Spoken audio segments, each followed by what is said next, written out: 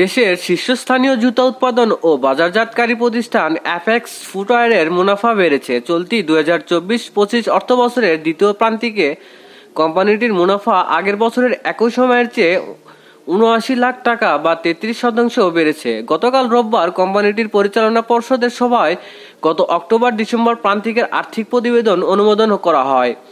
এরপর আজ সোমবার তা স্টক এক্সচেঞ্জ ও চট্টগ্রাম স্টক এক্সচেঞ্জ মাধ্যমে বিনিয়োগকারীদের জানানো হয়েছে। কোম্পানিটি জানিয়েছে, উল্লিখিত প্রান্তিকে সব ধরনের খরচ বাদ দেওয়ার পর তারা 3,19 লাখ টাকার বেশি মুনাফা করেছে।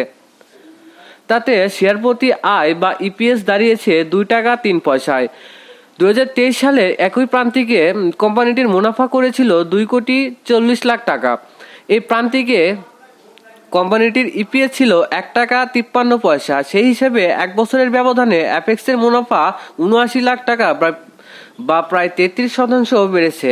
মুনাফা বৃদ্ধির কারণ সম্পর্কে কোম্পানিটি জানিয়েছে, নানাভাবে পরিচালন খরচ কমিয়ে তারা মুনাফা বেশি করেছে। 2023 সালের অক্টোবর-ডিসেম্বর প্রান্তিকের তুলনায় গত বছরের একই প্রান্তিকে কোম্পানিটি পরিচালনা খরচ 5 কোটি টাকার বেশি কমিয়েছে। 2023 সালের অক্টোবর-ডিসেম্বর প্রান্তিকে অ্যাপেক্স ফুটওয়্যারের পরিচালন খরচ ছিল 87 কোটি টাকা। গত বছরে একই প্রান্তিকে তা কমে প্রায় 82 কোটি টাকায় নেমেছে। এতে কোম্পানিটির মুনাফা বেড়েছে। গত অক্টোবর-ডিসেম্বর প্রান্তিকের পাশাপাশি চলতি 2024-25 অর্থবছরের অর্ধবার্ষিক আর্থিক প্রতিবেদনও প্রকাশ করেছে অ্যাপেক্স ফুটওয়্যার।